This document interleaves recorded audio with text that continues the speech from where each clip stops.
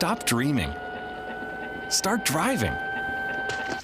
Red Tag Days are here, with great offers on the Corolla and other select models. Visit shoptoyota.ca.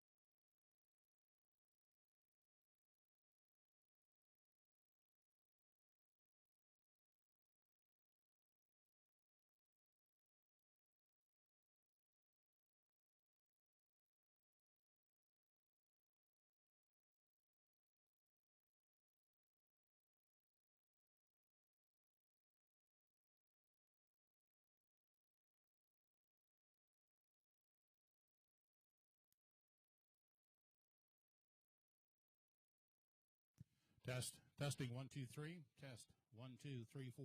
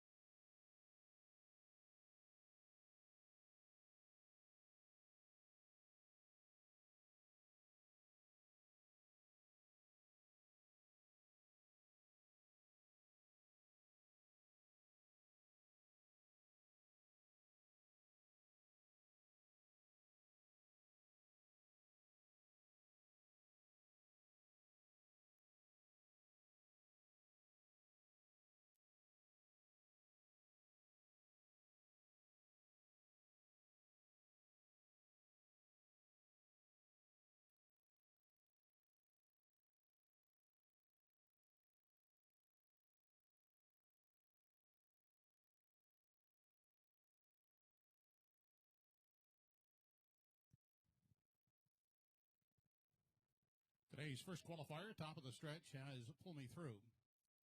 Dusty Lane Sebastian, Western Normie, Grins Little Flirt, and Ennis Acadian.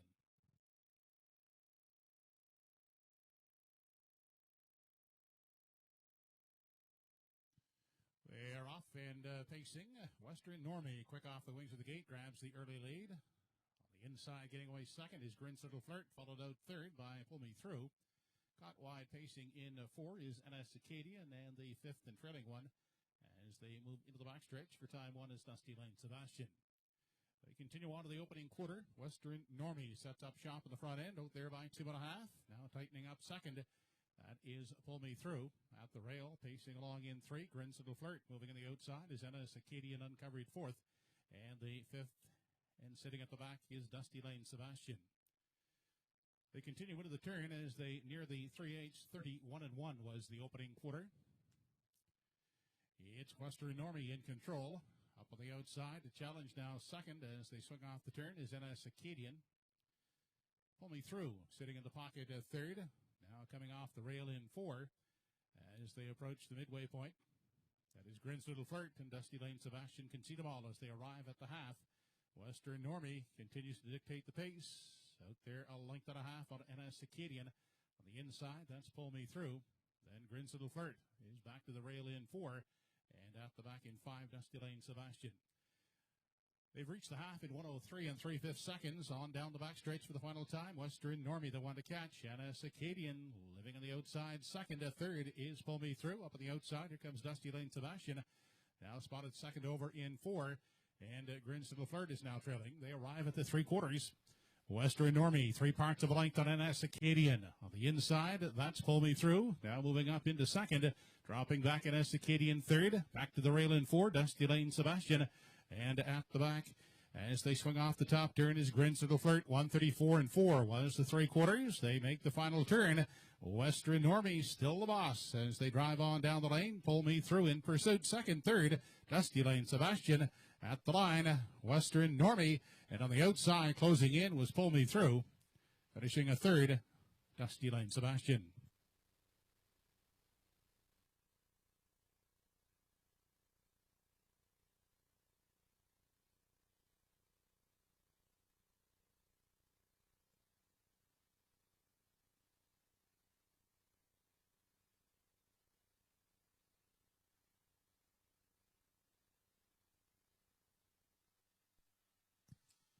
Mile in 2:04 2/5.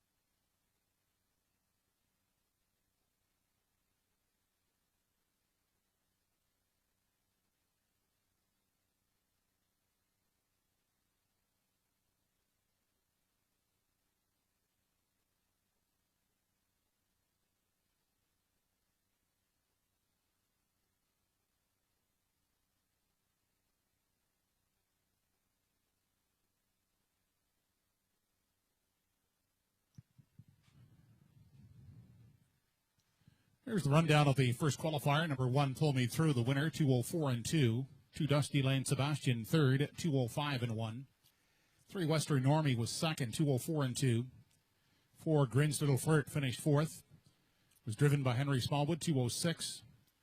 5, NS Acadian finished fifth with a flat tire, 2:06.2.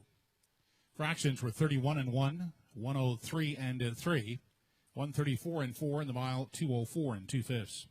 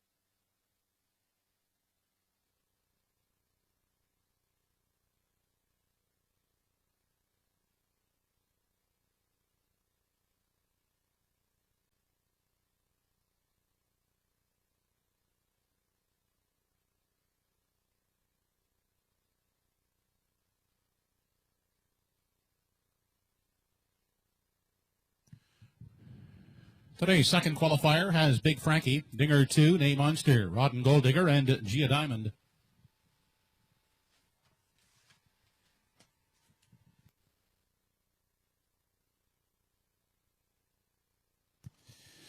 They're off and pacing. Rod and Gold Digger gets the first call on the inside. Big Frankie, Gia Diamond up on the limb is third. Getting away racing fourth is Dinger 2 and trailing in 5.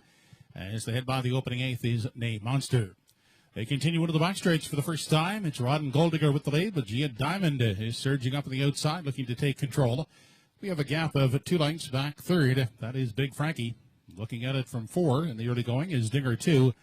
And sitting at the back of the field, that's Name Monster. Seating arrangements complete as they travel single file now, approaching the 3/8. Gia Diamond has taken over the lead from Rod and Gold Digger. Now closing that gap in 3 and now stepping to the outside. That is Big Frankie first up. Back fourth at the rail and now to the outside goes Dinger 2 and still trailing the field as they swing off the turn. That's Name Monster. 29-3 was the quarter. In front of the grandstand now as they approach the half, and Big Frankie has taken over, opens up by 3.5. Gia Diamond is second, third inside. Rod and Gold Digger out first over in 4. That's Dinger 2, and still trailing fifth, Name Monster. Into the lower turn, the half, as they continue on to the 5/8. He is in a minute and 2/5 seconds. Big Frankie shows them onto the 3/4 mile mark. Gia Diamond is traveling along second. Rod and Gold Digger is the third one, moving up now into 4. That's Name Monster, and dropping back to 5th is Dinger 2. They arrive at the 3/4 mile mark. And Big Frankie has the lead by a length and a half on Gia Diamond at the rail. And looking at it from 3 is Rod and Gold Digger. Then a gap of 4 lengths back to Name Monster, and trailing is Dinger 2. 3/4 paced in 1:30 and 4/5 seconds. They have an eighth left to come, and up and out of the pocket. Here comes Gia Diamond, now looking to take over from Big Frankie as they straighten out down the lane. Gia Diamond on the outside grabs the lead. Second, Big Frankie. Gia Diamond closing up to take the qualifier. Second is Big Frankie, and third, that's Rod and Gold Digger. Mile and 2:01 flat.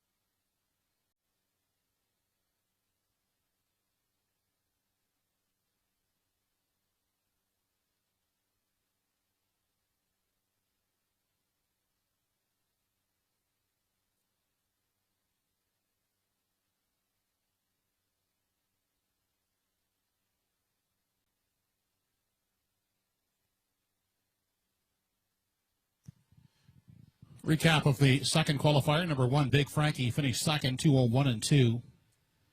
The 5, Dinger 2 finished fifth, 2:04. 3, Name Monster fourth, 2:03 and 2.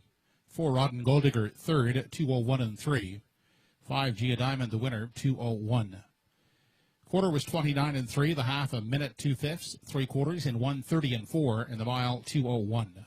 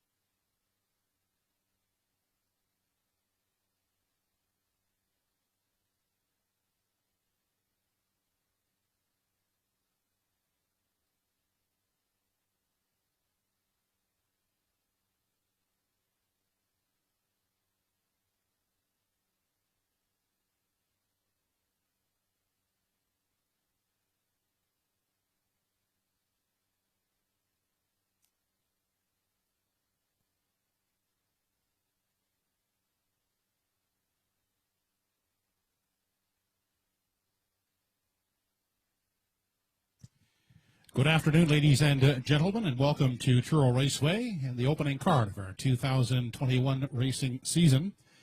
The card this afternoon is conducted under the rules and regulations of the Atlantic Provinces Harness Racing Commission. The senior judge today is Kevin Kroll, associates Alex Monroe and Mike Ellsworth. Temperature is 19 degrees Celsius in Truro. Track has been rated fast with no variant.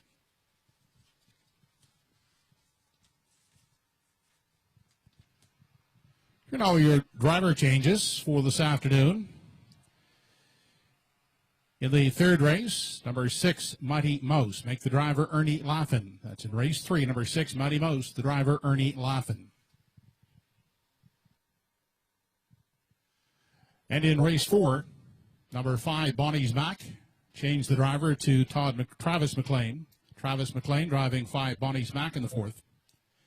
Also the 6, E.R. Quinn, now to be driven by Redmond Doucette. In race 4, number 6, E.R. Quinn, Redmond Doucette will drive. Those are the only changes thus far on today's card.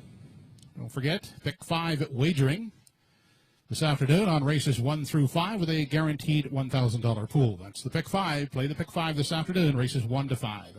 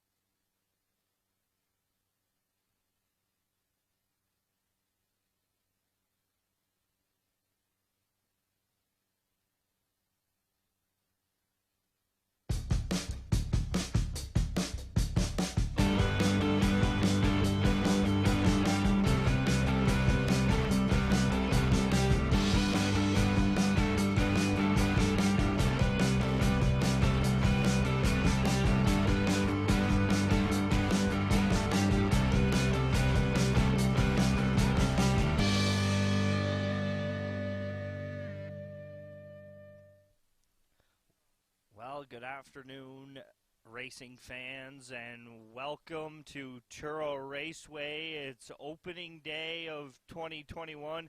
I'm Bo Ford, joined alongside by Mark McKelvey. Great to have him on board here for the afternoon card, a 8-dash affair here at Truro Raceway. Top class comes up in race number 7, a good-looking group here, fresh off of qualifiers. A couple new faces come to town, and a couple of old faces will return back. But the big thing here today, guaranteed $1,000 pool. It is the pick 5, starts off here right in race number 1. We'll run through races 1 through 5. Mark, for me, I look at race number 2. It's the claimers, the $6,500 claimer, a well-grouped field. It looks like anybody can win, and we know it's coming off of qualifiers, and you're looking at lines. It's a little bit tough to know who's ready to rock and roll. What are your thoughts on race number 2 and the pick 5 in general? Well, first of all, thanks for having me with you here today, Bo. Looking forward to what will be a great season opening card here at Truro. And to your point, looking forward to that pick 5 with the $1,000 guarantee pool. Race number 2, a compact group of 5, as you alluded to. And you talked about the fact that we're looking basically at qualifiers here. Now, there are a few horses that are coming east from Ontario, and they have been racing in the past month or two. But, again, we're not quite sure how they're going to perform. And even coming off these qualifiers, one thing to keep in mind for those out there that are playing is to remember that there's no money on the line in qualifiers. So some snappy miles might look real good, and they might catch your eye, and they should indicate that a horse is ready to go, but won't necessarily mean that they're going to be a sure thing. And in that second race, I should say, I do like number 5, Cliff Drummond. There's one that's been racing at Rito Carlton in Ottawa, and I think will come in here and likely make his presence known. He's a classy old horse, 13-year-old gelding. He will go for Ernie Laffin and trainer Copley. So we'll see. I'm looking forward to it. Also keep in mind that's the start of the daily double. So those multi-legs are going to start off in the first couple of races with the pick 5 in race 1, and then the daily double will start in race number 2. But looking forward to it. I think, Bo, and maybe I'll be wrong, but I think we might see a little bit of unpredictability today. It might look like it'll be predictable based off some of those qualifying miles, but I'll look to try and swing for a few long shots as the day progresses. No question, Mark. I think I'm trying to be in the same boat. I see a lot of races off those qualifiers where, you know, familiarity with some of these horses. They are the better horses in the class, but, you know, off of their qualifiers, there may not be as great as some of the other ones in there. So it's a little bit of pick and choose. Do you take the back class, the horses that showed last year that they're really competitive in those classes? You know, as we look up and down the stats from last year, you look at guys like Darren Crow and Paul Langell on the driving side of things. Red Doucette, the leading percentage driver in 2020 in Canada, is in town. He came up the 104 highway here this afternoon, and you always look at the firepower, George Renison, and a veteran like Danny Romo on the training side of things. I fully expect those guys to have their horses ready to rock and roll here this afternoon. Yeah, you're right about that. And for those of you that are following along with the live racing program, the standings from last year are available, so you will be able to look at those numbers. And everybody wants to get the season started off on the right note. So today will be an important day just for those out there, the drivers and trainers, to try and nab some momentum. We'll see if some of those horses that you talked about that have had success here in the past can turn that into success to kick off the 2021 season. And like I said, I think on a day like today, you just got to have to keep your eye on how the card progresses. And if we start to see some upsets along the way, well, then maybe that's going to indicate something as the day goes on. There's a few horses, though, that do stand out, and I think if we do want to continue to focus on that pick 5 as the day goes along, I think in the first race, I know we're going to break that down in just a little bit, but there's a horse that really stands out based off a qualifier like Electra Express, the number 4, a 5-length winner in the qualifier in 2 minutes and 4/5, and came home in 29-4. So a horse like that, if that one can really come out and make a big statement in the opener, might indicate that those that qualified and did real well should be horses to, again, maybe lay down as a key in this pick 5 sequence. But I'm looking forward to it. And for yourself, Bo, is there anything that really stands out on the card that you are looking forward to today? You talked about where that top class coming up later in the card will be. Anything in particular that stands out for you? There's two things that really stick out for me. I'm looking forward to see Windblown in his 4-year-old debut. There's a horse that had a really strong 2-year-old season on the Ontario circuit. Didn't make ends meet last year. Shows a really good qualifier. No head check, no hobbles on that day. So he's one that stands out for me, and I'm looking forward to the top class. There's 2 horses in there for me. I'm a looker too. Danny Romo has the keys to this guy's engine, and he showed it last year with anybody that's familiar to Truro Raceway. He just he could get this horse to go. He tried Ontario a couple times. He's back home now. And the other one, they might be a little bit of a sleeper for me off his qualifiers. Don't Ask Logan. That's a horse that was racing in Ontario, and he's come back here. The Renaissance have claimed him, and I know the qualifier looks deceiving, but I had a chance to talk to Ryder Renison, who qualified the horse, and they had to make a few equipment adjustments from the qualifier to today's card, and I think that we'll see the horse that showed up in Ontario back here at Truro Raceway today. Yeah, really looking forward to that 7th race. Again, that being the feature on today's 8-race card. That'll kick off a late double, races 7 and 8. So we'll be keeping our eye on that. And like you said, that should be a real competitive group that likely will get the juices flowing today and really set the tone for what I hope will be another great season. And to your point about Windblown, there's a horse I'm very familiar with, having watched here in Ontario over the past couple of seasons, now back at 4. And we'll have to overcome post position number 7, but we'll see how that one is able to perform in race number 6. So again, 8 races on the card. Again, if you're playing along, we do have that guaranteed $1,000. That's what the guarantee is on the Pick 5, races 1 through 5. Want to give a special shout out to the Ushuaia Canada division that is playing along today with a special Bet Truro challenge. They've got a lot of their members participating. You can find that on your various social media platforms, specifically Twitter. Ushuaia Canada was where you can follow along and see their selection. So we're wishing them good luck. And if you're looking for some other selections, not just myself and Bo, we're going to be throwing out our picks all day long. But if you're looking for a little other input, you'll be able to find that there over on social media. Make sure to send us your thoughts as well if you are playing along with today's card. It's crazy, Bo, to think the only track in Canada racing, that's here Truro, Nova Scotia. So, the eyes are going to be on Truro for the season opener today. Season opener, always a special day. Doesn't matter where you are, but a little extra special here in 2021 with just the current circumstances for sure. As Mark alluded to, it's the only harness racing show in Canada, and we're about 16 minutes away from race number 1. I expect the horses to be on track here in 7 or 8 minutes, and we'll pick up our top selections in race number 1 here momentarily.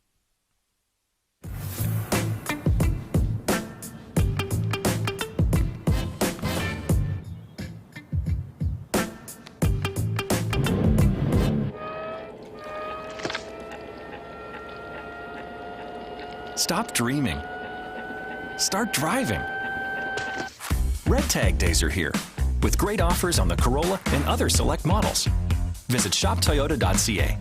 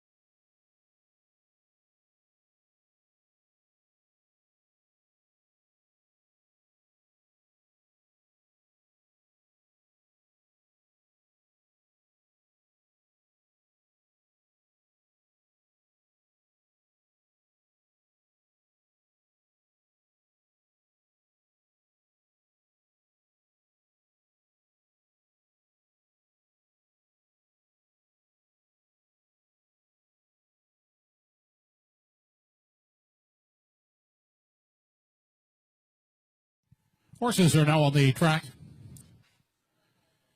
Horses now on the track and on parade for the first race of the afternoon.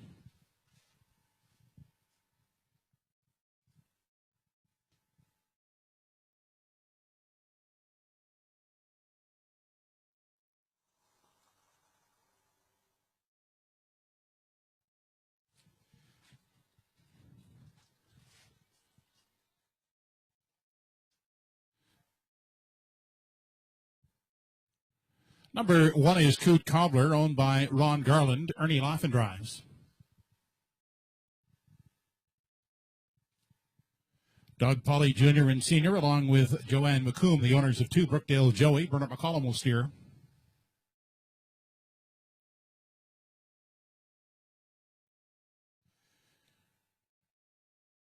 The Pollys, Doug Jr. and Sr., the owners of 3 Brookdale Maggie. Doug Jr. drives. Jeff Ellis for Brody Ellis and Madeline Ellis Abbott aboard the 4 Electra Express. Nova Scotia Beach from post 5, Darren Crow for Archie Hattie, Lorraine Daly, and Gordy Rudolph. Whistling Cricket, number 6, owned by Heather Getty, Gail Skelhorn, Margaret Hobson, and Gloria Carey, with Dave Carey up. And number 7 is Salzburg Flicka, by Tracy McQuaid. Paul Treves drives. Post time in 6 minutes.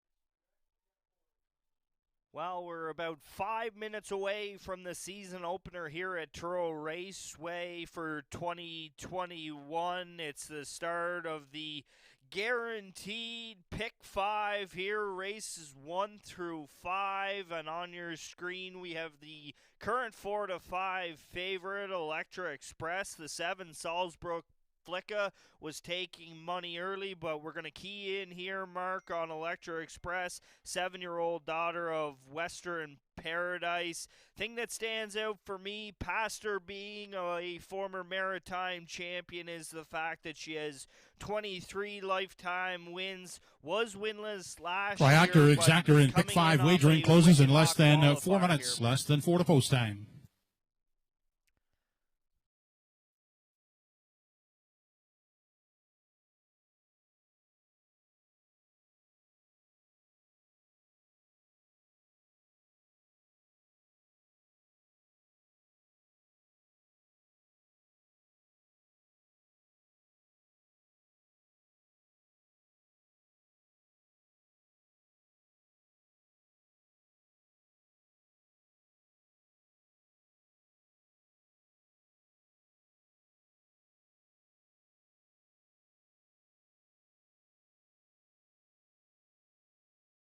A little bit. 16 starts, was on the board in 5 of those with a single victory, and the 6 only 3 minutes to post time. We're getting 3-1 right now on Whistling Cricket, who's another horse that had 2 wins last year. So just looking for those horses that know what it's like to get to the finish line first. But Electra Express, with the back class that you alluded to, and all of her past success, and again, she didn't win last season, but she's in a real nice spot here to get 2021 started off well. Where were you heading here, Bo?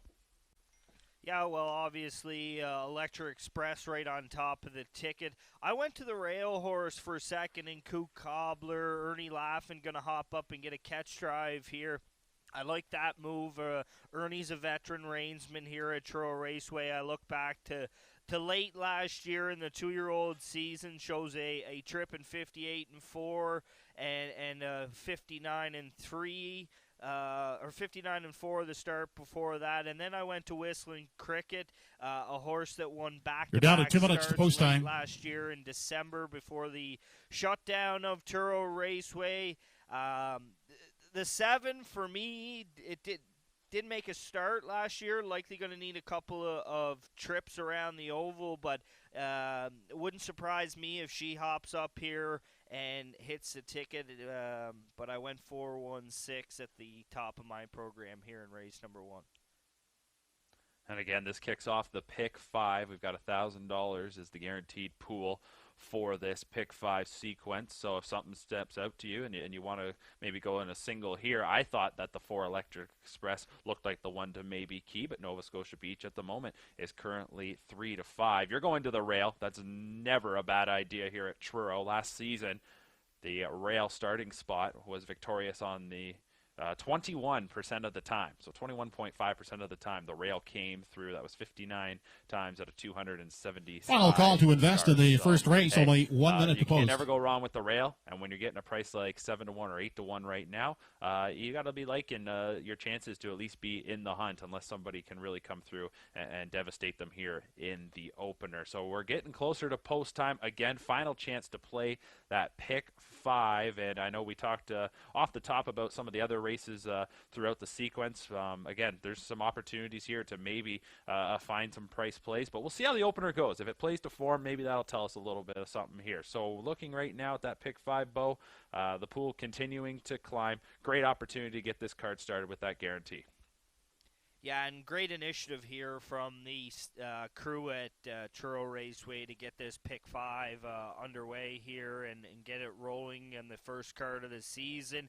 Being the only show in Canada, it gives the opportunity for some Canadian punters to get in. And, you know, as we keyed off the top as well, there's some hot qualifiers, there's some okay qualifiers, but, you know, no money down here in the qualifiers, so there may be some horses that are fully expected to hop up and be ready to rock and roll here this afternoon. Absolutely, absolutely. So they'll be heading in behind the starting gate in just a moment. Final chance to play race number 1. Who is going to be the answer to a trivia question later this season when we look back and say who won the opening race of the 2021 season? Well, we are about to find out. Now 3-5 on number 4, Electric Express. That's where Bo and myself are heading here in the opener. Home Hardware Building Center starting gate moving up into position for the first race. It's post time.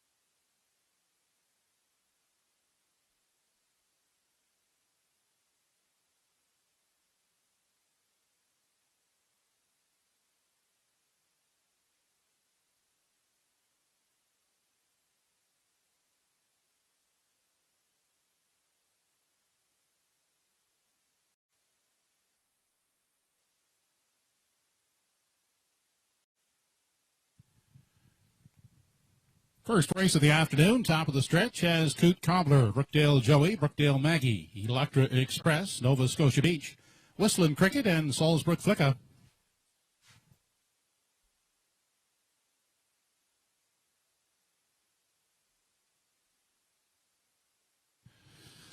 They're off and pacing away quickly. That's Brookdale Maggie along with the Electra Express. And up on the outside, Nova Scotia Beach is wide second. They head on to the opening 8th. Electra Express grabs the early 8 lead. Nova Scotia Beach gets away to tuck in the pocket. Then out the rail, that's Coot Cobbler taking a look at a 3. Holding down the 4 spot is Brookdale Maggie, unhurried back there in 5. That's Brookdale Joey. Whistling Cricket has 1 beaten in the early going. That is Salzburg Flicka. They continue single file as they arrive at the opening quarter. Out front, Electra Express will dictate the early terms, leads it by a length and a half. In the pocket, that's Nova Scotia Beach in for the 2-hole ride. Then back gapped out in 3rd, that's Coot Cobbler.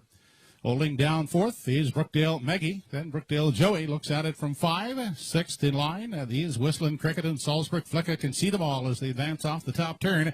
29 1/5 second was the quarter, no change. They're still in line as they approach the half, and led by Electra Express, out there now by 2. Nova Scotia Beach getting a golden journey second. Coot Cobber holding down the 3 spot, followed by Brookdale Maggie 4th. Up and moving on the outside, here comes Whistling Cricket, then back to Brookdale Joey and Salzburg Flicka. They were past the midway point in 59 and 4/5 seconds. On their way down the backside, final time as they approach 3/4. Electra Express still there with Nova Scotia Beach getting a perfect 2-hole trip. On the inside third, that's Coot Cobbler, gapped out by some 3-4 lengths as they arrive at the 3/4 mile mark. It's Electra Express. She's the one to catch. Still out there by 2. Second, Nova Scotia Beach. Coot Cobbler dropping back at the rail is still there third as they race past the 7/8 and off the top turn. 3/4 in 1:29 flat. They swing off the top turn and straighten out for the stretch drive. Electra Express holding off Nova Scotia Beach as they drive on down the lane. It's Electra Express. Nova Scotia Beach on the outside. Electra Express in gate-to-wire fashion. Nova Scotia Beach finishing second. And up for the show spot, Brookdale Joey.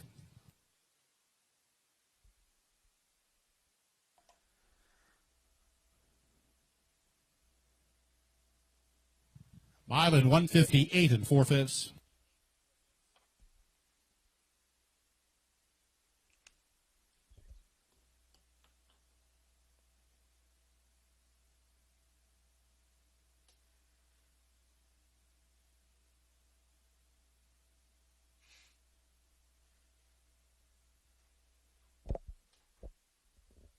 First race in the books here in 2021, and we found the answer to the trivia question: who won the first race in 2021? And it was a red-hot Electra Express. The former Maritime champion follows up that blazing qualifier, and Jeff Ellis puts her nose on the gate. She's going to do it in wire-to-wire fashion here in 1:58 and 4. Mark, it was just catch me if you can here in race number 1.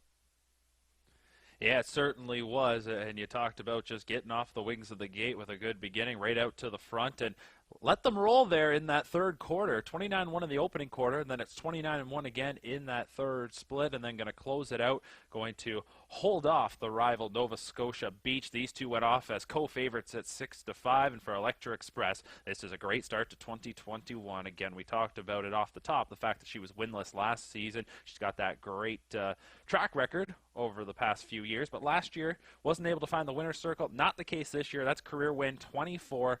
That was the 97th start of the career for Electra Express, now a 7-year-old mare, and she takes the opener 1:58 and 4. And for half a second there on the final turn, thought maybe Nova Scotia Beach was going to make it a little closer, but really no touching Electra Express, and everybody else, you could tell by the time they were at the half, was pretty much going to be battling for the minor shares as it turned out. So we're going to have the results in just a moment, but Electra Express does it in coast-to-coast fashion, as you alluded to. 1:58 and 4, a nice snappy mile to get things going here in 2021.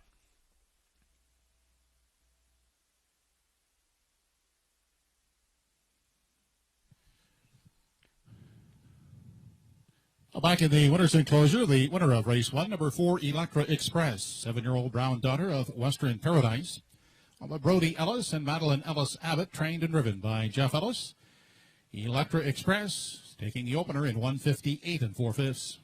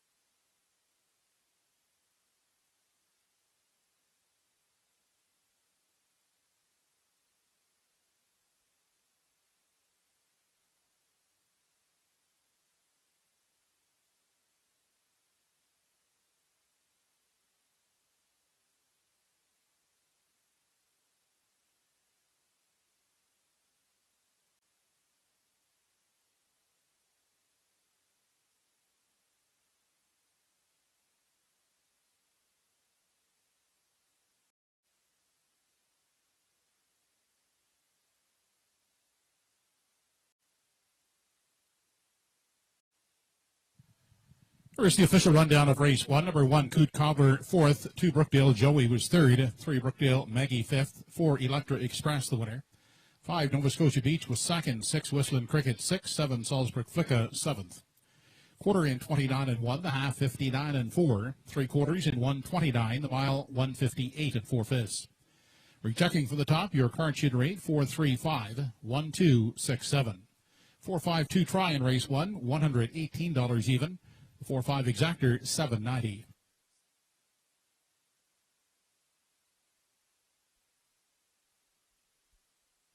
Coming up in races 2 and 3, the early daily double. No second race changes. We do have a driver change in race 3 on number 6, Mighty Mouse. Make it Ernie Laughin. Post time for the second in 9 minutes.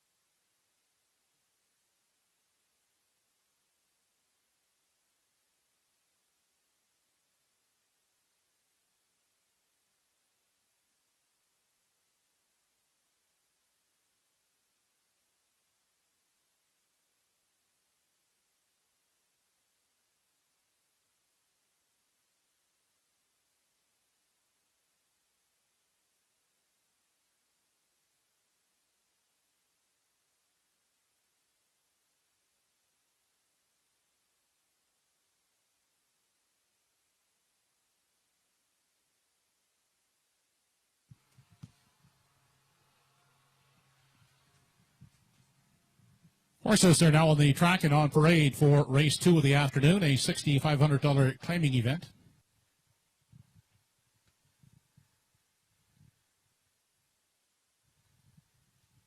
From post 1 is Real Big, owned by Andrea and rider Matthews Renison, along with Mallory Nogler. Redmond Doucette gets the call.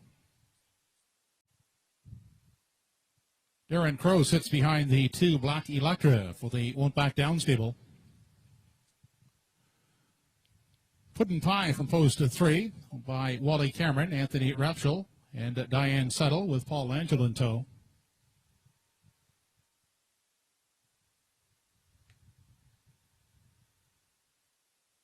Kurt Harper owns and drives number 4, Stars Above. He's co-owned by Bria Harper.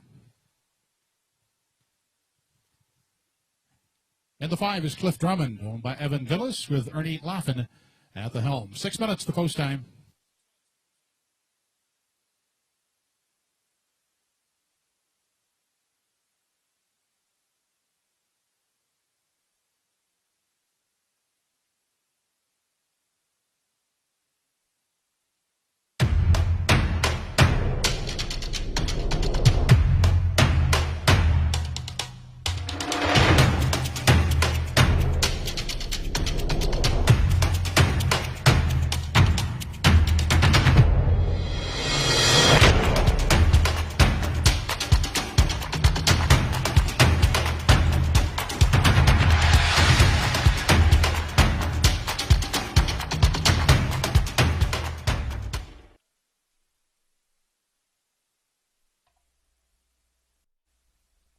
Race number 2, 5 minutes until race number 2. It's the start of the daily double here, and the second leg of the pick 5 here this afternoon.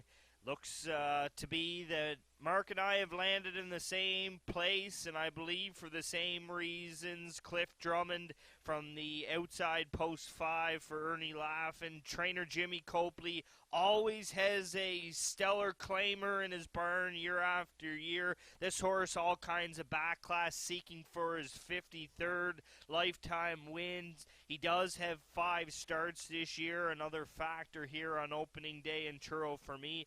I originally went to the 2 Black Electra for second, but I'm going to change that up. I'm going to go to Real Big off the rail for Red Doucette. I think this horse comes into this race with a good post position. Front end seemed to hold up really well in race number 1. I'm going to lean on that. And a horse that I think maybe just needs a start is the 11-year-old son of 4 Stars Shark, Stars Above. Was racing the 45 claimer late last year. He's going to hop up and take a crack at the $6,500 claiming ranks here this afternoon. Kurt Harper's going to do the driving for trainer Kerry Saunders. That barn was stellar last season here at Truro Raceway, so I'm going 5-1-4 here in this one. Mark, what are your thoughts? Well, as you alluded to, Cliff Drummond obviously going to stand out again with those 5 starts already this season. Comes in from Rito Carlton, probably coming off what was a pretty good effort, despite the fact that that last quarter shows 31-4. Just got beat ahead on a track that was 2 seconds off. That was not a bad effort, but has been off since March 28th. The rest of these have got qualifiers under their belt since, so we'll see if that layoff maybe makes any sort of factor. But on paper, Cliff Drummond, the veteran, the 13-year-old, should be the class of this field and come through. I like what you talked about with number 4, Stars Above. What really caught my eye was that opening quarter in the qualifier, left from post 5 and just fired out of there, putting up a 29-2 opener. Goes on to collect the coast-to-coast qualifying score, but these 2 have the outside. We'll see if they're trying to blast off the wings of the gate. 12-1 right now on Stars Above. It's a pretty nice price. I don't expect Cliff Drummond to come up at all. He should go off as the heavy favorite in this spot. We'll see what Ernie Laffin does with him when they're given the word go. I went 5-3-4. The 3 Puddin' Pie in that qualifier on April 18th. Finished 3rd, was beat a couple lengths. Last quarter was 30-1. Again, we're not going to read too much into these qualifiers at times, but I think they're going to speak volumes a little bit on the horses that'll be ready to be factors. And to your point, you go with the rail starter Real Big. You can't go wrong with that rail starting spot. So we'll see. I think Cliff Drummond, though, is in a pretty good spot to find the winner's circle. It's a lot of fun to actually go back and look at Cliff Drummond's entire career. Here's a 13-year-old, as I alluded to. And for Cliff Drummond, started way back in 2010 as a youngster, starting on the fairs in Quebec. So it's been quite the journey for the past decade plus for Cliff Drummond. But he is, of course, looks like the standout on paper, but some money obviously trickling in here on the 3. As you can see there, it's shifting right now to Puddin' Pie. Like I said, 5-3-4. We've got a daily double starting here in races 2 and 3. Yeah, Mark, I think we talked about this off the top. I feel this is probably the toughest betting race of the card here. It's a very compact field, but I think any one of these horses can hop up and win this race. I think this is one, if you're playing the pick 5, you likely had to go deep, where, we talked about keying Electra Express in race number 1. This is probably one where, you're looking at throwing in 2 or 3 horses to try and get you into the 3rd leg of this pick 5 as we get a good look there. Stars Above on your screen. Great price, 9-1. I think, we both have them to round out our try here in race number 2. So take that price all day long. We're about a minute away here from the second dash this afternoon.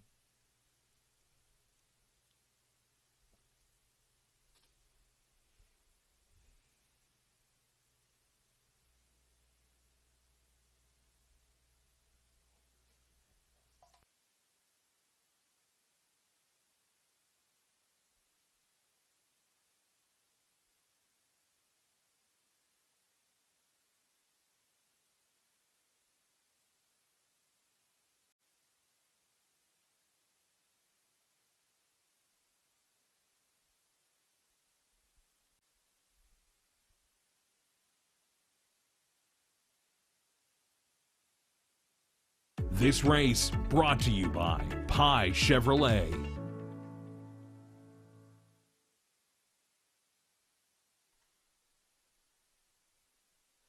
Getting ready to turn in here, 4-5 on Puddin' Pie. Currently the favorite as they approach the gate here for race number 2, $6,500 claimers. Field of 5, good event here for leg 2 in the start of the Daily Double.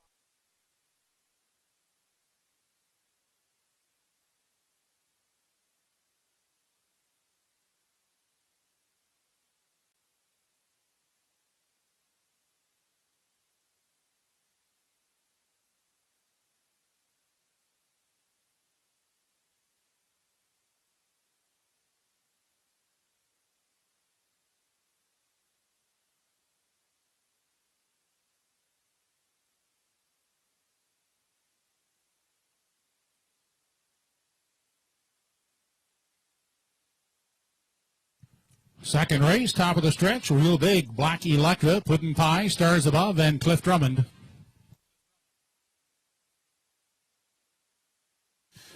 They're off and pacing with Puddin' Pie away first to grab the early lead. Stars Above up on the outside is away second. Far outside, that's Cliff Drummond wide third.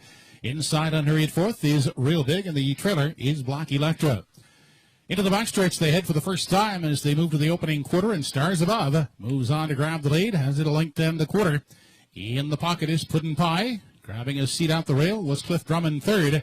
Then tied up in the 4 spot is Real Big, and fifth and sitting at the back is Black Electra. Seating arrangements complete as they head single file to the 3/8. Out front, they're led by Stars Above. Sitting in the garden spot, that is Puddin' Pie. Then next in line, third, as they continue off the top turn, is Cliff Drummond. The trailing pair in the early going are Real Big and Black Electra. 28-1 was the initial quarter. No change as they travel on through the stretch and approach the half. It's Stars Above continuing to chart the path. Now the first to sacrifice. Here comes Cliff Drummond. Moving up first over. Staying in the pocket is Puddin' Pie. Hemmed in now third. Out second over. That's a Real Big fourth. And Black Electra is trailing in 5, the half, 59 3/5 seconds. They continue on to the backside now for the final time. It's Stars Above being confronted now by Cliff Drummond as they approach 3/4. Puddin' Pie sitting in at the rail is looking at it from 3. Real Big is fourth, and the fifth one is Black Electra. They arrive now at the 3/4 mile mark. It's Stars Above by 3 parts of a length. Cliff Drummond uncovered outside second. Puddin' Pie is racing along third. Then Real Big on the outside, well spotted second over fourth, and Black Electra is the fifth one. 1:28 3 was the 3/4. They have an eighth left to come. Outside Cliff Drummond now on even terms with Stars Above as they make the final turn. It's Cliff Drummond on the outside now taking over the lead. At the rail second is Stars Above. It will be Cliff Drummond after finishing a second. That is Stars Above. And third is Black Electra.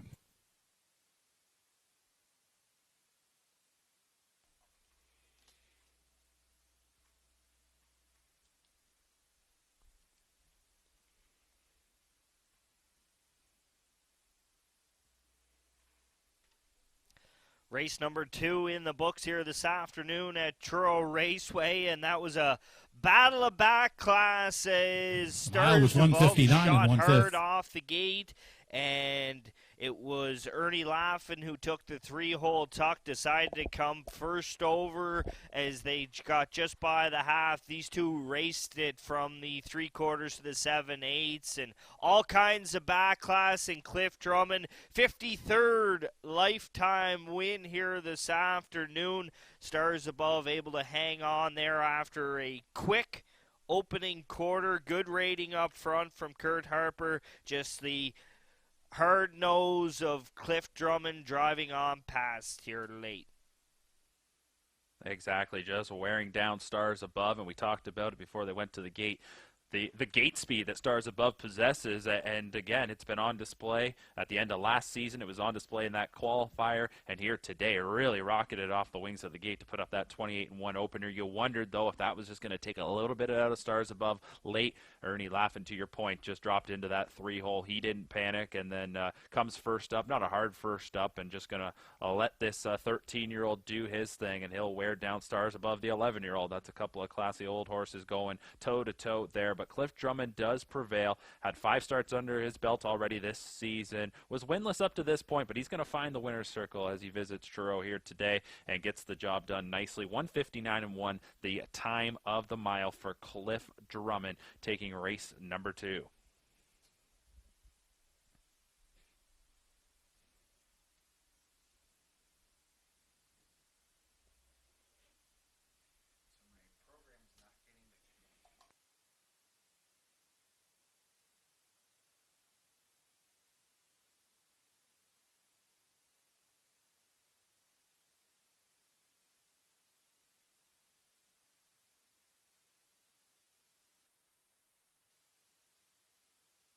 Now back in victory lane, the second race winner, number 5, Cliff Drummond.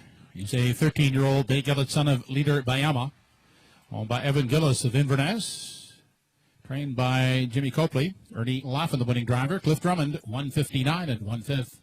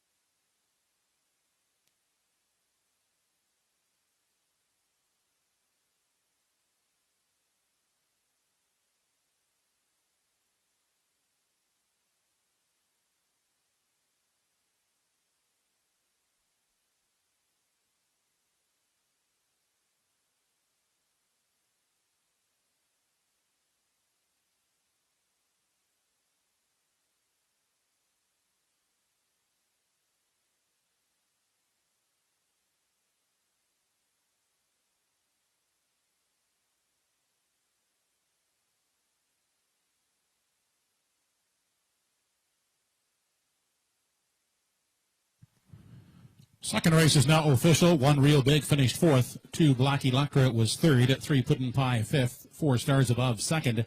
And 5 Cliff Drummond the winner.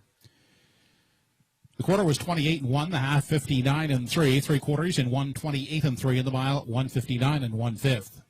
For the top, your card should read 4-3-5-2-1. 5-4-2 try in race 2, $62.10. The 5-4 exactor, $17.10. Make that $17.70 for the 5-4 exactor.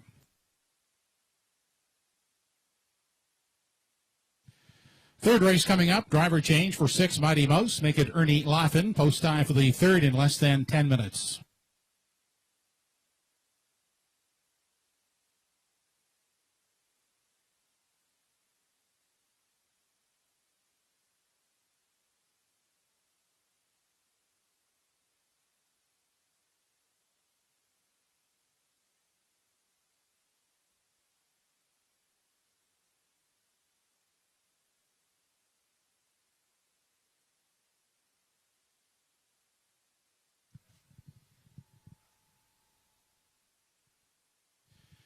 Truro Raceway would like to extend birthday wishes this afternoon to Zachary Landry. Zach, he is celebrating his 14th birthday this afternoon. Happy birthday, Zach.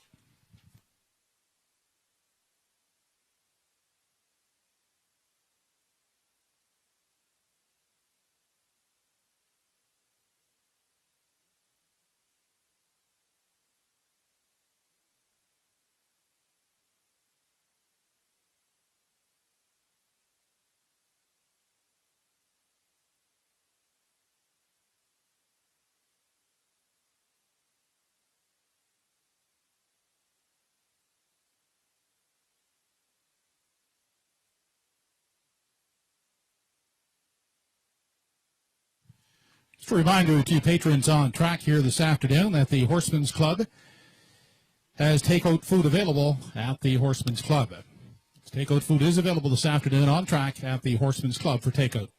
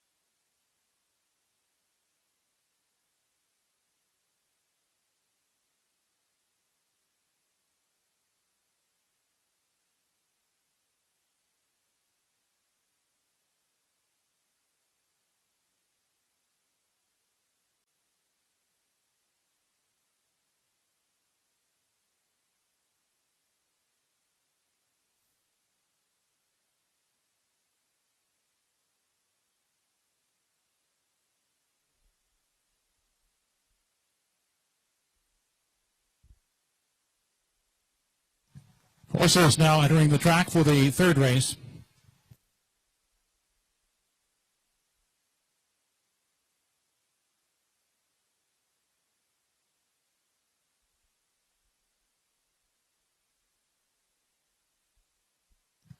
Here's the field. Number 1 is PH Powerful. Travis McLean driving for Ethan McLean.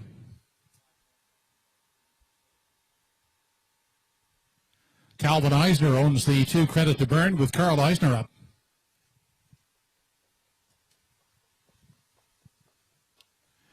And with an E from post 3, owned by Andrea and Ryder Matthews Renison, along with Annette Matthews. Redmond Doucette in the sulky. As Fast as My Sister from post 4 has Darren Crow at the lines for the Won't Back Down stable. Cyril Harvey owns the 5 Lucy with Diamonds. Henry Smallwood in the sulky.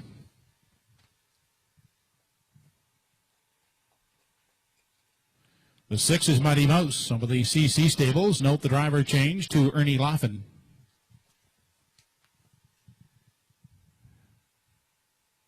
And Paul Angel against the drive on 7, JG's Fireball for Gussie McLean. Post time for the third in 5 minutes.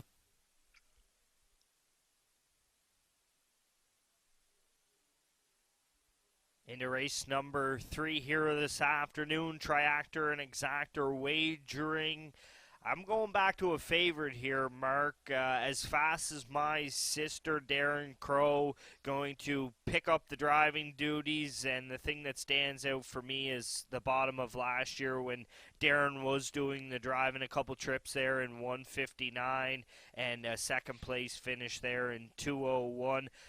I like the filly on the outside from the 7-hole, JG's Fireball. 3 wins last year as a 2-year-old. Shows a lot of long miles there late in the year. The one that stands out for me, though, September the 13th. Lou McDonnell did the driving that day, 28-3 last quarter.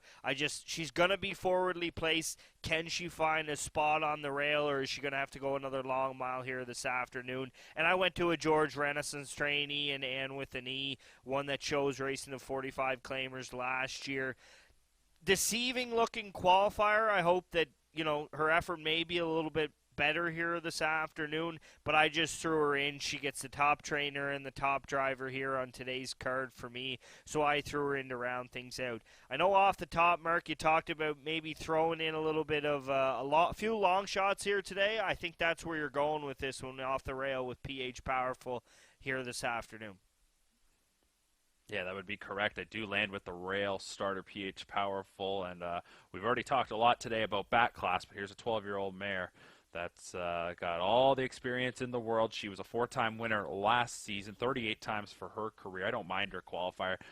With a mare like this, she knows what she's doing, and she was timed at 2:04 and 2:30 home. It was a qualifier where she really didn't have to be hard used at all and just basically went around. So I'll go with the rail starter. Again, you can't knock that starting spot. What I wondered a little bit is what you talked about with the 7 JG's Fireball, and that's just what are we going to see here today. It's a tough spot for JG's Fireball. First start of her 3-year-old season. She had a real solid rookie campaign with 3 wins and 15 starts, but you talked about some of those long miles, and I'm just not sure JG's Fireball, what's going to be the approach from Paul Angeal. Again, he's maybe not going to want to absolutely go hard to the wood this time.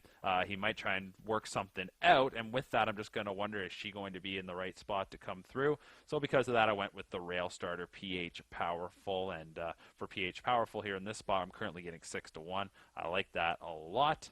And, again, she knows her way around this Truro Oval. So I think she'll get the front, and then we'll go from there. We'll see how this race shakes out. It's the back half of a daily double wager, so if you got through race number 2, good luck here in the 3rd.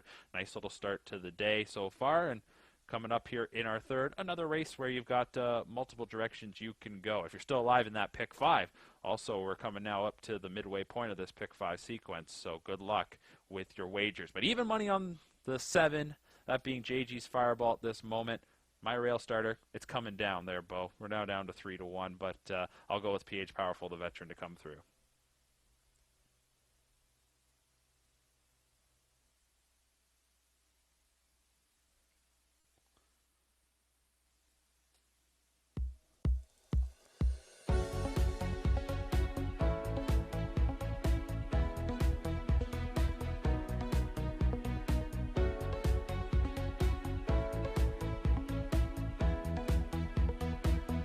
Universal Media Sports and Entertainment.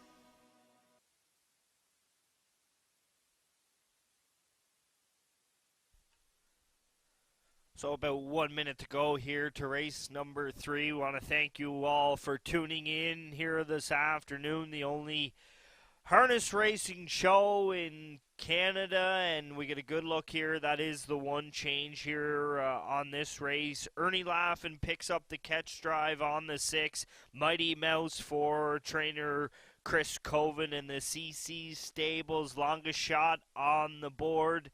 4-5, currently the favorite, JG's Fireball. You'll get 9-2 on Mark McKelvey's pick. PH Powerful, 2-1 on the 4, as fast as my sister. Midway point of that pick 5.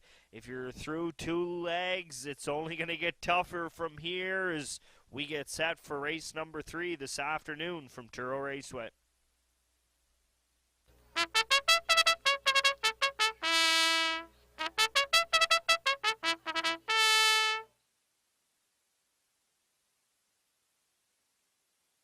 This race brought to you by Pie Chevrolet.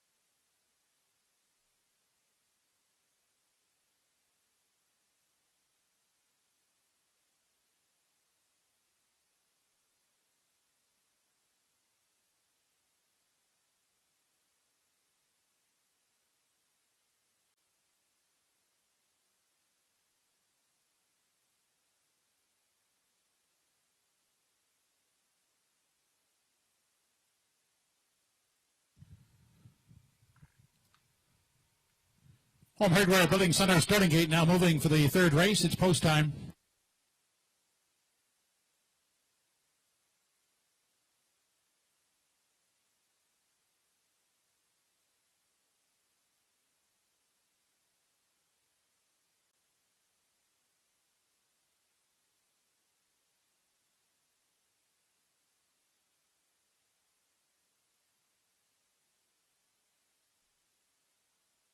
Race number 3, top of the stretch, has PH Powerful, Credit to Burn, and with an E, As Fast as My Sister.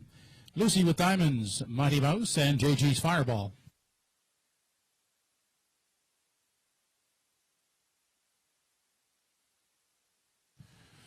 They're off and facing. PH Powerful at the rail is away to grab the early lead from the far outside. That's JG's Fireball leaving the gate quickly.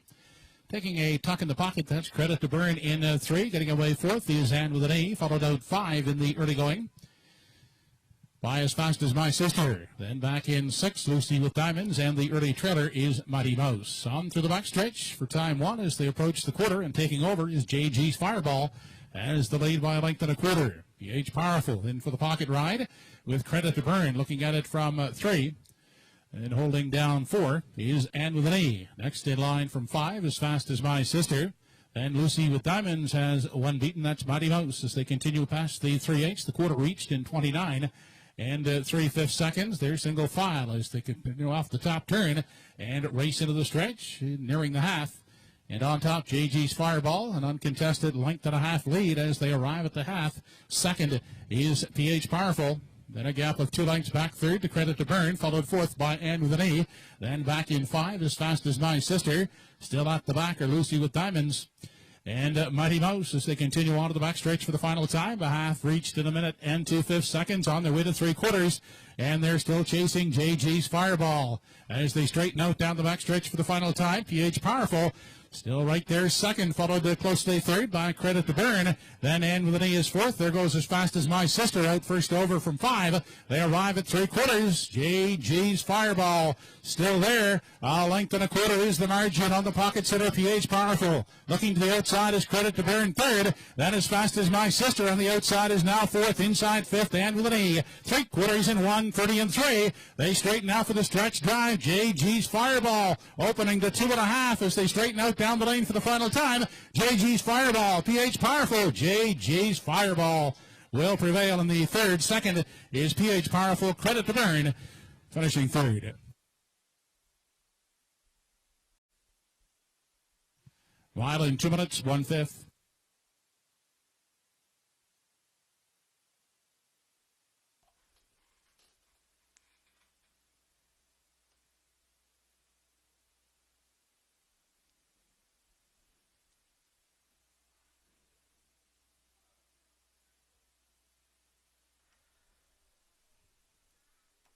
Race number 3 here from Truro this afternoon, and the question that eluded Mark and I off the top of this one was, what kind of trip was JG's Fireball going to receive from that outside post? Well, Paul Angel's able to gunner to the lead here, gets a really well-rated victory here, 29 and 3, gets a breather in the second quarter, half in 1 minute and 2/5, and then just nobody was able to look her in the eye here this afternoon. She's going to take a lifetime best in her 3-year-old debut.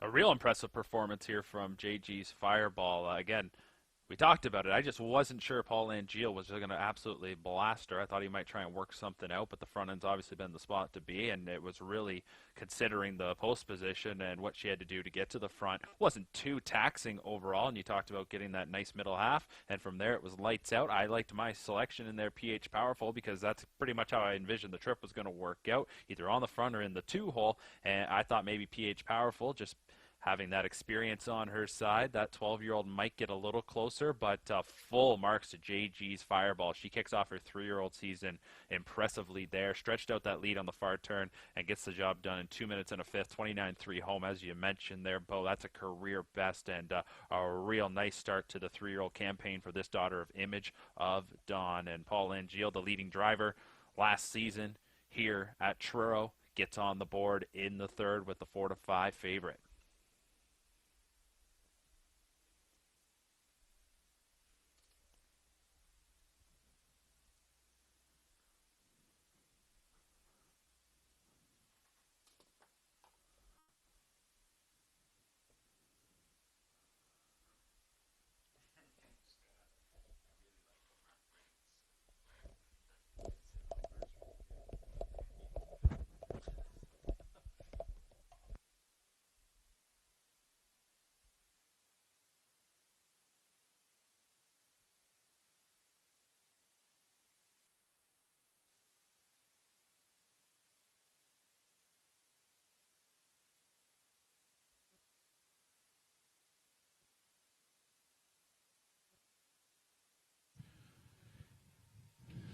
Fighting back, the third race winner, number 7, JG's Fireball, 3-year-old Bay Filly by Image of Dawn. Owned and trained by Gussie McLean of Fort Hood. Paul Angel, the winning driver. JG's Fireball picking up a new lifetime best, 2 minutes, 1/5.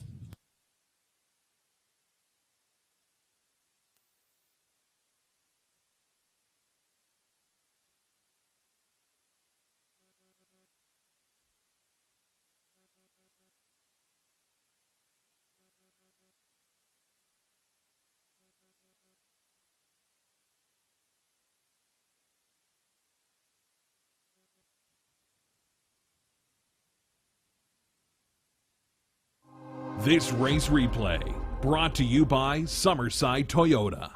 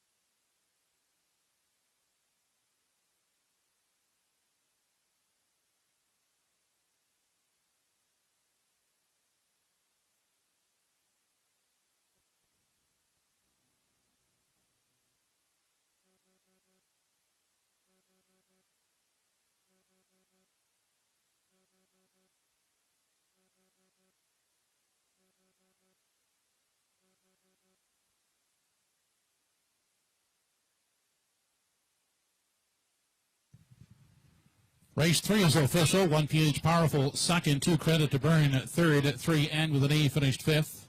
4 As Fast as My Sister was fourth. 5 Lucy with Diamond 6. 6 Mighty Mo 7. 7 JG's Fireball the winner. Quarter 29 and 3, half a minute 2/5. 3 quarters and 1:30 and 3 in the mile in 2 minutes 1/5. Top down, your card is 235 4671. The 7-1-2 try in race 3, 6810. 7-1 exactor, 1350, and the early double 5-7 combination, $6.10.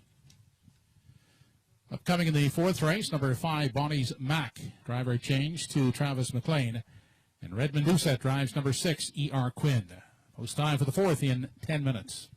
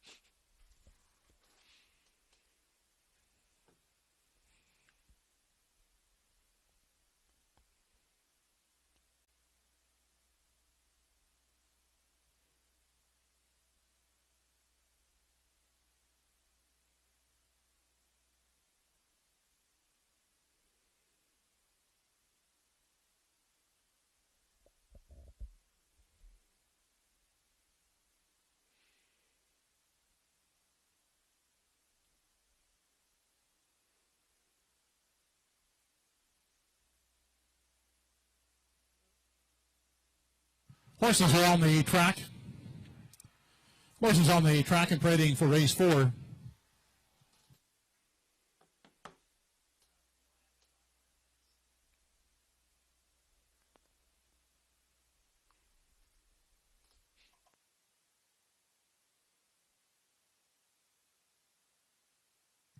Number 1 is She's the Diamonds, owned by David Livingstone. Darren Crow driving. Toxicity from post 2, Kurt Harper. And Kerry Saunders, the owners, Kurt driving.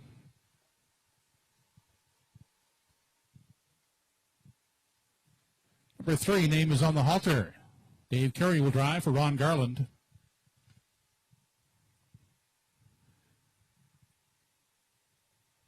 The 4 is His Boy Elroy, owned by Doug Polly and Gordon McComb. Vernon McCollum will steer.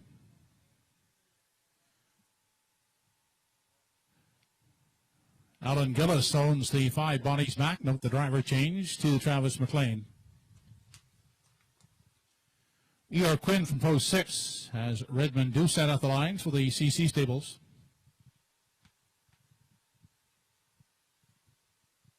Number 7 is Rusty Riley with Chantel Gillis and Dana Ghetto. Paul Langell will drive. Post time in 6 minutes.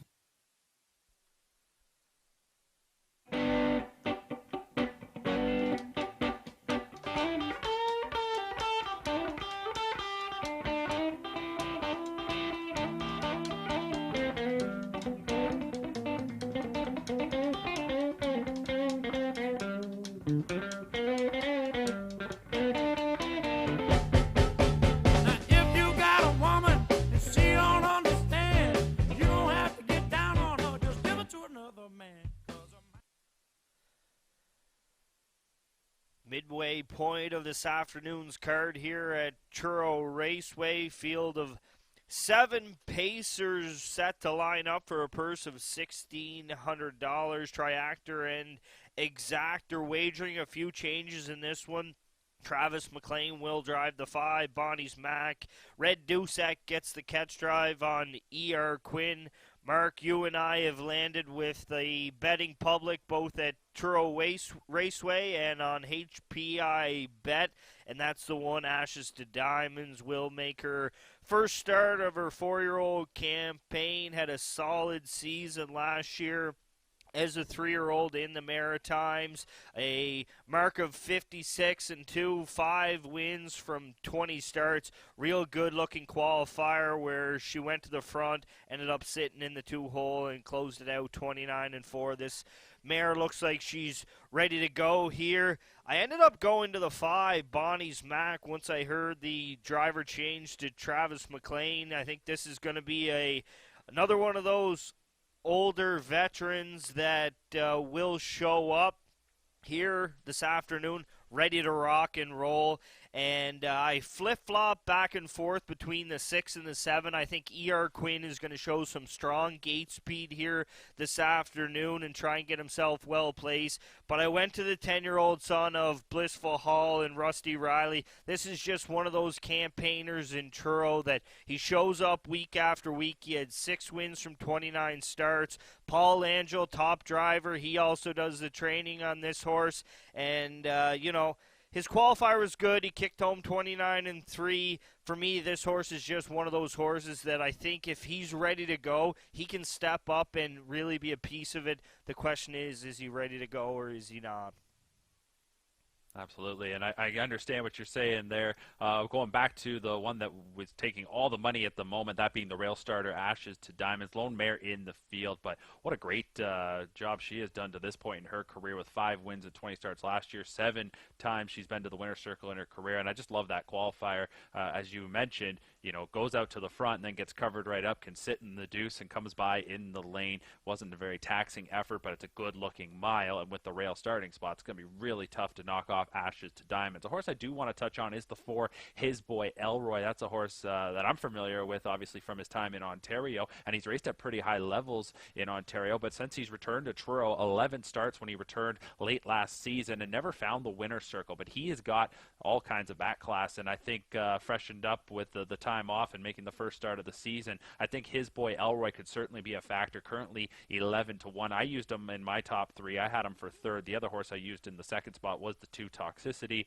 who's another horse that I just think, based off of a decent qualifier, and again, just what he has shown from experience in the past with 5 wins last year and 14 times in the top 3, I just think with that starting spot that Kurt Harper will have this one in a nice spot as well. But to your point, there is some speed on the outside, which should make things interesting as they'll mix it up. But Ashes to Diamonds is where I go, and again, I'd love to say that we're going to get away from the chalk here, but that's not going to be the case because Ashes to Diamonds currently 2-5. She deserves to take the support, and we'll see if she can come through here in race number 4. But a good-looking group here of pacers, and we'll see what happens in the 4th as we get closer to wrapping up that pick 5 sequence with 2 races to go in that multi-leg wager.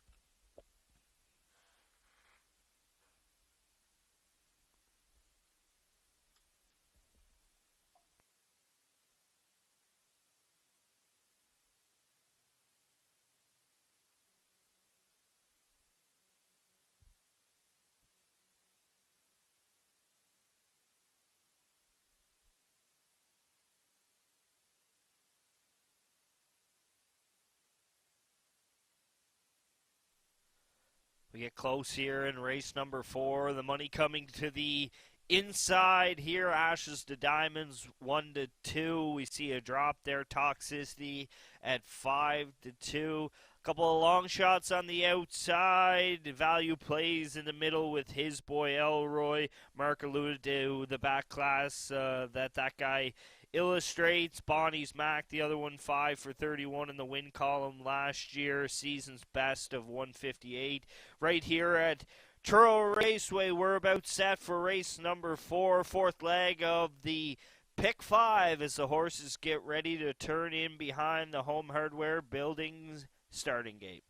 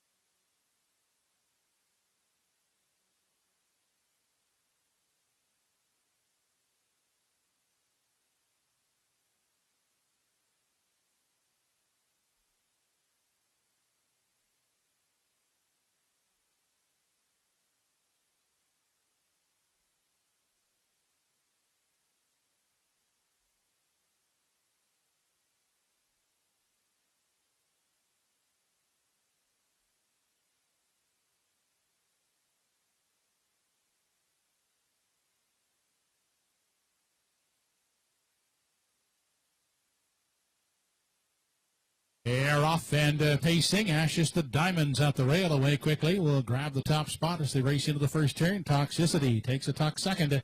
Then followed out by Name is on the Halter third. His Boy Elroy comes away in 4. Back in 5 is Bonnie's Mac. Then back to E.R. Quinn and Rusty Roddy. They get away in program order 1 through 7 as they continue single file into the backstretch. For the first time as they approach the quarter, Ashes to Diamonds will set the early tempo. Leads by a length and a quarter. Toxicity sitting in the garden spot. Tight up third. Name is on the Halter. Then His Boy Elroy takes a look at a 4. Holding down 5. That is Bonnie's Mac. Back there in 6 for E.R. Quinn. And Rusty Roddy is the 7th and trailing one. 29-2 was the quarter.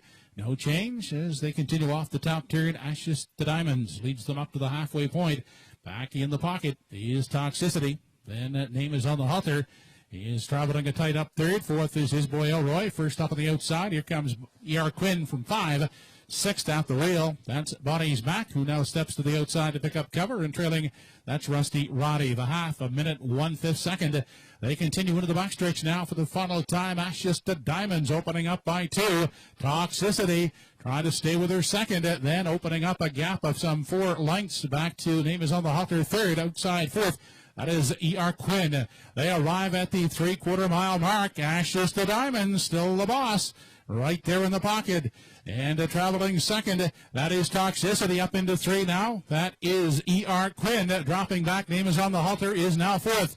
They were past 3/4 in 1:28 and 2. They have an 8th left to come. It's Ashes to Diamonds now out of the pocket. Here comes Toxicity up alongside as they straighten out for the payoff. Toxicity on the outside. Ashes to Diamonds at the rail. Ashes to Diamonds. Toxicity outside, right down to the line. And at the line, Toxicity will win it.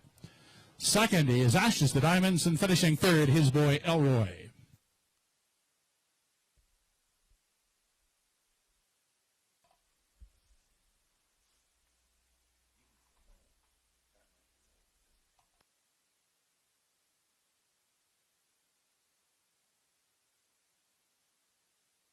Time for the mile, 1:58 3/5.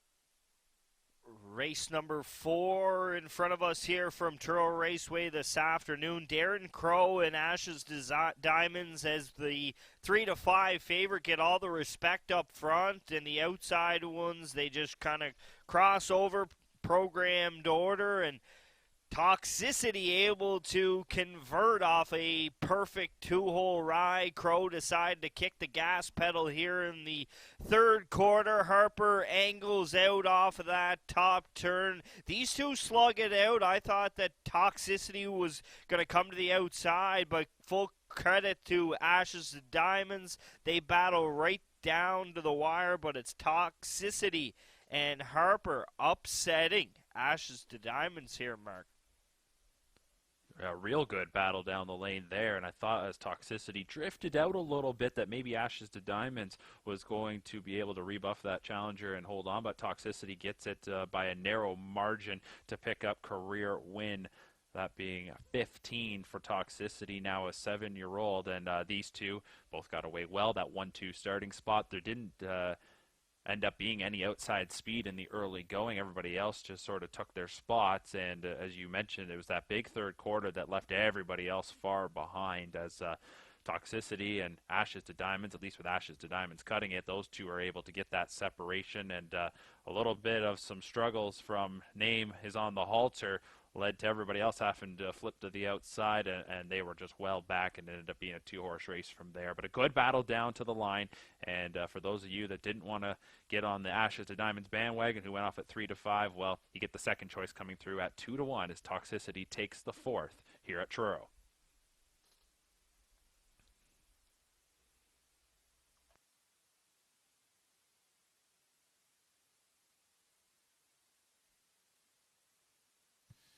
Now back the 4th race winner, number 2 Toxicity, 7-year-old May Gelding by Art Major.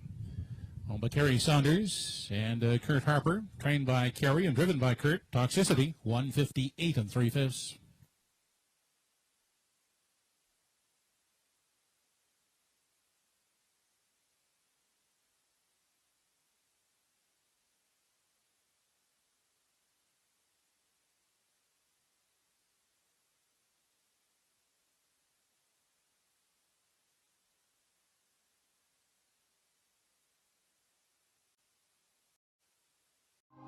This race replay brought to you by Truro Toyota.